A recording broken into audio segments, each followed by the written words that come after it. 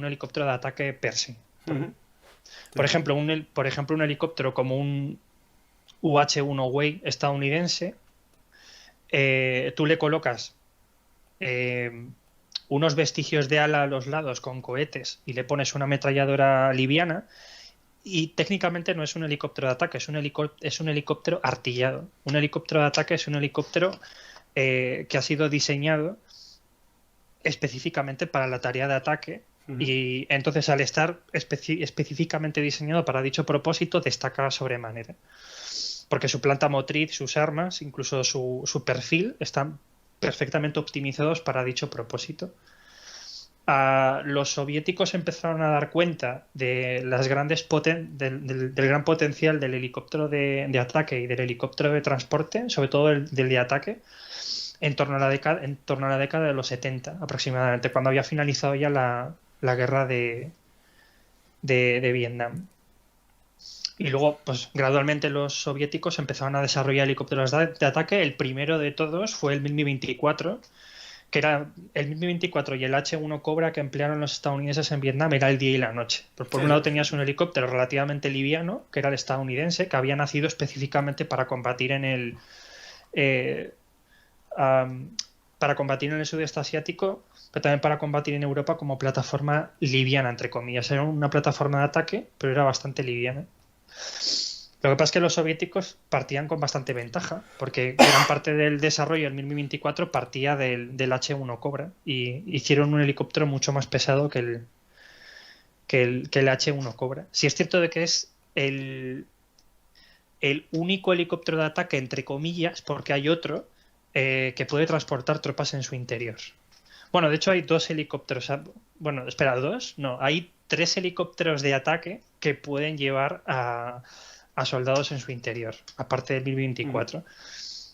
Pero plataforma de ataque específicamente diseñada para atacar que pueda transportar tropas en su interior, el Mi-24 es como el padre de todos ellos.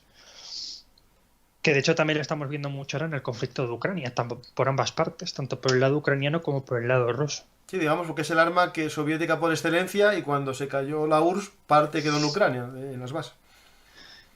Correcto. Bueno, también hay que decir que el Mi-24 ha participado aproximadamente en 25 o 26 guerras. O sea, es Sí, una sí, en todos lados. plataforma muy probada en combate. Y ha sido tan exitosa esta plataforma que de hecho en su tiempo era el helicóptero más veloz del mundo. De hecho había marcado el récord y a día de hoy sigue teniendo unas prestaciones bastante altas. Ujú. A día de hoy tiene un buen nivel de protección, tiene una buena potencia de fuego, no para de modernizar, sino paran de sacar nuevas versiones. Desde la versión baranda, que era la inicial, que era la que tenía... La versión baranda, que era la inicial, no tiene absolutamente nada que ver con la actual. Te tenía que haber subido una foto para que la gente comparara la versión La baranda con las baranda es la actuales. que, el que tiene como los dos cristales. Tengo una foto que en vez de tener una cabina encima de otra, tiene una más larga corrida. ¿Será esa? ¿El Hinda? Sí, es una que Vale. estéticamente se ve bastante desagradable, que es Vale, es la que la estoy primera. poniendo ahora mismo una foto que conseguí en la wiki. Exacto. Correcto, la que dices tú es la que tiene la cabina del artillero y del conductor ¿Mm? perdón, del piloto de la plataforma tienen una forma más redondeada y los rusos lo llaman stakan, que stakan significa vaso de cristal sí, un vaso de cristal. Porque básicamente, visto de manera horizontal, pues tiene la pinta como si fuera el culo de un vaso de cristal. Ujú. Pero sí, la versión baranda era la versión inicial, estaba muy poquito optimizada, todavía estaban practicando con ella, la estaban probando mucho y al final eh, le pusieron esa forma de estacar, esa forma de vaso de agua, un poco, no solamente porque reducías considerablemente el volumen interior, porque el, el Mi-24 tiene una particularidad como helicóptero de ataque que no tenía el H-1 Cobra en sus versiones iniciales y era que tiene una gran cantidad de espacio en su interior. Si alguna persona ha visto un Mi-24 por dentro se dará cuenta de que tiene un espacio interno bastante grande. Yo, por ejemplo, tuve la oportunidad de verlo en Perú, porque de hecho en Perú emplean el Mi-24. Emplean Ujú. el Mi-24, bueno, el Mi-35, porque ojo, Mi-35 y Mi-24 son lo mismo. Es Mil Mi el de 35, exportación, ¿no?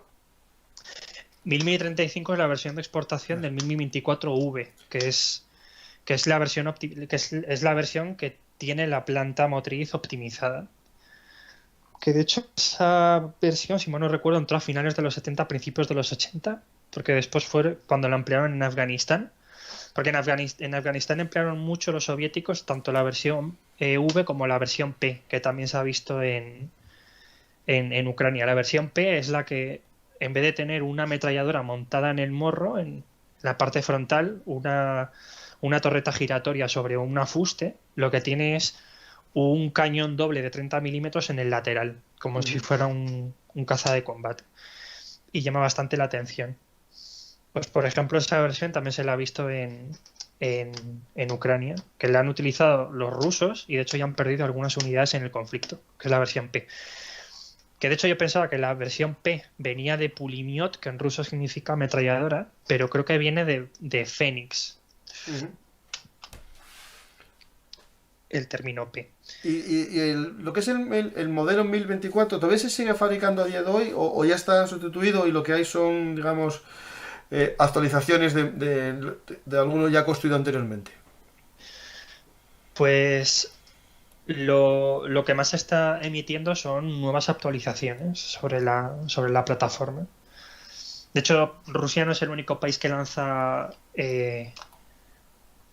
digamos, mejoras para la plataforma, porque de hecho la plataforma no solamente ha sido operada en muchas guerras, sino que también es una plataforma que está siendo actualmente operada por muchísimos países. Entonces la Ujú. demanda para upgradear la plataforma es muy alta. Tienes a países como Israel, que de hecho Israel ofrece sus propios paquetes de mejora para los 2024. Por ejemplo, en Israel no, en Brasil, estaban empleando el H2 Sabre, que es como le llaman ellos al 1035, Ujú. al M2 Caribe, que es parecido al que emplean en Venezuela. Y O sea, que Israel, por Israel ejemplo, actualiza este arma, digamos, hizo negocio de este arma soviética porque él lo tiene, ¿no? Israel ofrece paquetes Ujú. de actualización para el 1024, sobre todo para componentes internos, todo lo que es la electrónica y también armas externas. Ujú. Hubo otro país que también lo hacía, como por ejemplo Sudáfrica, hasta que cayó la ATE, era una empresa puntera en el desarrollo de sistemas electrónicos y estaban ofreciendo la versión Superhind, que la versión Superhind un paquete ofrecido para el 1024, pero es un paquete que efectúa tantos cambios a la plataforma que incluso algunos cambios se ven en la parte externa. Le cambian un poco la forma de la parte frontal del helicóptero, que tiene unas Ujú. protuberancias a los lados como si fuera un Apache. Y de hecho no le gustó para nada a los rusos que Sudáfrica o Israel estuviera ofreciendo Claro, paquetes claro. para sus helicópteros. Y me acuerdo que de hecho hubo un problema entre Sudáfrica y Rusia por los Superhind. Empezó a haber boicots y empezó a haber cierta serie de conflictos industriales entre ambos países y al final Sudáfrica tuvo que dejar de ofrecer los Superhind, que es un problema porque el Superhind era, dentro de las mejoras para el 1024, era la cúspide tecnológica de aquellas. O sea, una versión sudafricana. De hecho, Argelia había mostrado interés en tener los Superhind de Sudáfrica y de hecho no recuerdo si era Azerbaiyán o si era algún otro país de la región, no sé si era Uzbekistán o no me acuerdo qué país de allí, algún Istán era fijo, o Azerbaiyán, alguno de esos países que también había mostrado interés en el Superhind. Y de hecho creo que eran esos dos únicos países, Argelia y ese país en la Transcaucasia o en la parte de la Asia Central de... Es que no recuerdo si era Kazajistán, Uzbekistán o Azerbaiyán, no me acuerdo. Pero eran esos dos únicos países los que habían ofrecido, o sea, los que habían mostrado interés por el Superhind sudafricano. Que al final, pues como la AT cerró y dejaron de ofrecer los Superhind, pues ahí quedaron. Pero es una pena. No, pero es bastante. Y Estoy viendo imágenes y bueno, no se parece mucho. Además le ponen como encima de la cabina una especie de. Bueno, debe ser del motor, el enfriador del motor, el sistema de ventilación, mucho más grande encima de la cabina, en la foto que estoy viendo, en el modelo 3 Superhind. Hmm. A ver, lo voy a mirar yo también porque no... Sí, espera, es que claro, no tenemos ahora... Si pones el Mi 24 MK3 Supergiant, hay una foto en la que la entrada debe ser de aire al motor tiene una carcasa grandísima.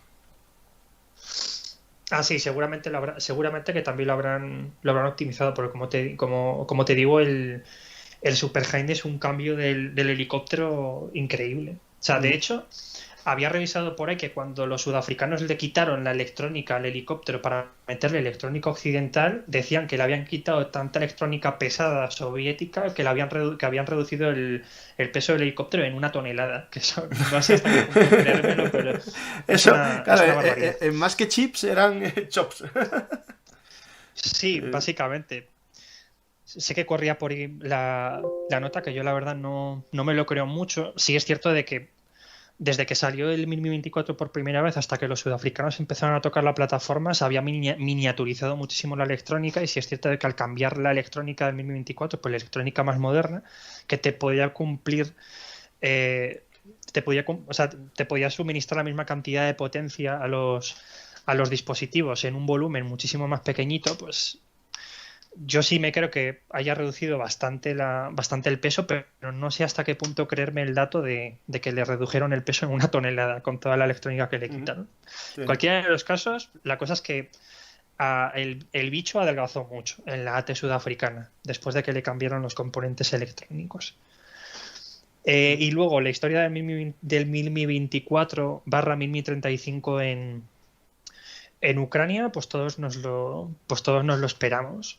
Ucrania era una potencia industrial dentro de la Unión Soviética, era una potencia en el desarrollo de armas, tanto en la rama acorazada como en la rama aeronáutica. En los helicópteros tampoco se quedaron atrás, porque de hecho también producían motores y Ujú. demás.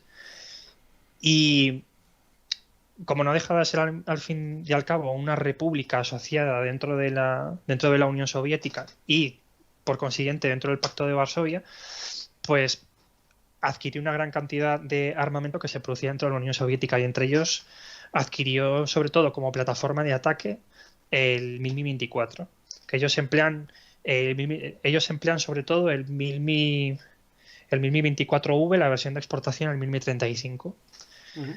que de hecho ya lo hemos visto en faena, porque nosotros estamos viendo muchísimos helicópteros rusos, pero estamos viendo muy poquitos helicópteros ucranianos. Y bueno, también hay que tener en cuenta de que desde la guerra del 2014 los ucranianos han perdido muchos helicópteros. Eh, pero llama la atención tres cositas sobre los helicópteros ucranianos. El primero de todos es que los ucranianos han conseguido en este año 2022 efectuar con éxito varios ataques dentro de la Federación de Rusia, Ujú. con helicópteros de ataque, que eso es un dato bastante interesante. Por ejemplo, atacaron infraestructura vital dentro de Rusia en la zona de Belgorod, por ejemplo, hace relativamente poco, El y depósito lo de habían, gasolina, ¿no? Que es tan famoso también, ¿no? correcto, y de hecho lo hicieron con un puñadito de mil Mi 24 que habían sobrevivido. Que claro, llamaba muchísimo la atención, en plan, cómo unos helicópteros tan viejos han podido penetrar una infraestructura antiaérea tan buena como la rusa, porque tienen de todo. Que si tienen los Pansir, que si tienen los S-300, que si tienen los Buk, que si tienen un montón de sistemas antiaéreos. ¿Cómo es posible que se te hayan colado hasta la cocina y haya un efecto de ataques dentro de la Federación Rusa? Supongo que es porque los rusos no se lo esperaban. De hecho, no se lo esperaba prácticamente nadie, Ujú. que los ucranianos fueran a efectuar contraataques helitransportados dentro de la Federación Rusa. No, Ojo, y los que estaban despiertos a esas horas dirán, va, un helicóptero más de los nuestros, ¿son todos igual? claro. Anda, mira, un Mi-24 se No, da de otro los va, pues es nuestros. nuestro. Y cuando vieron un champiñón de algún misil que hayan lanzado, dijeron, Sí, vale, me parece que no es de los es nuestros. nuestro. Bueno, aunque Exacto. últimamente hay una serie de champiñones y incendios que se producen solos por Rusia, o sea que no se sabe muy bien a veces, ¿no? Si son accidentes o ataques, ¿no? Es decir, porque al parecer hay bastantes incendios por Rusia en fábricas y en cosas estratégicas, por lo tanto, puede que sin helicóptero también ardan cosas. Pero Correcto. este ataque sí que es famoso, incluso hay un par de vídeos que yo compartí en Twitter en su momento, en el que se ve a gente paseando y de repente ven pasar los dos 1024 por Rusia, ¿no? Y lo graban. Y de hecho, uno de los oyentes, que a lo mejor está escuchando el programa hoy y me puede contestar aquí en el comentario, o si no, otro día me comentó que su mujer era de origen ruso, de esa zona, y que, bueno, que la familia estaba un poco enfadada porque no les habían defendido el espacio aéreo, es decir, ¿no? Que habían permitido, ¿no? Que unos helicópteros atacasen, ¿no? Es decir, un poco se dan cuenta, ¿no? Que del fallo del sistema de protección o de defensa.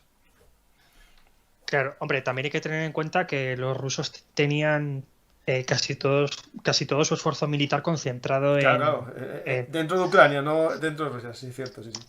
dentro de Ucrania y habían descuidado demasiado sus fronteras. Bueno, de hecho los rusos sí tenían sistemas antiaéreos encendidos, lo que pasa es que los ucranianos habían empleado los helicópteros de cierta manera, que es como generalmente se suelen emplear en la guerra con estas plataformas para poder contrarrestar el efecto de las armas antiaéreas del enemigo, que es Ujú, volar a muy baja cota, lo que en el argot militar se llama NOE, o que significa nab of the earth, es decir, con el morro pegado al suelo, que esto ujú, es volando a escasos metros, 5 metros, 6 metros, 7 metros, prácticamente rozando el suelo. Cuando vuelas a muy baja cota, tienes varias ventajas. La primera de todas, que como yo siempre he dicho, que también lo dije en el podcast anterior un poco para relatar cuál es la manera en la que el carro de combate se defiende, que la defensa no es solamente el blindaje del propio aparato, sino también todas aquellas medidas o todos aquellos procedimientos tácticos que llevas en el campo de batalla para reducir tu exposición frente a las armas del enemigo, esto es explotando el terreno a tu favor. Pues el helicóptero puede hacerlo. Si vuelas a muy baja cota, pues por ejemplo puedes hacer que el helicóptero vuele, por ejemplo, entre dos lomas, entre dos colinas, o que pueda volar muy cerca de los edificios, o entre los edificios incluso, ujú. que pueda volar entre árboles o justamente por encima de los árboles. Y eso es un problema para los sistemas antiaéreos, sobre todo de mediano y de largo alcance, porque los radares están apuntando de manera diagonal hacia arriba, pero por debajo de ese ángulo de visión de los radares hay una zona que se llama zona gris, que se llama zona gris, que es donde las ondas electromagnéticas del radar no llegan. Porque generalmente los radares SAM están más optimizados para detectar amenazas aéreas que vuelan a alta cota. Ujú. Y los helicópteros vuelan a cotas tan extremadamente bajas que muchos radares no llegan a detectarte porque no llegan a verte.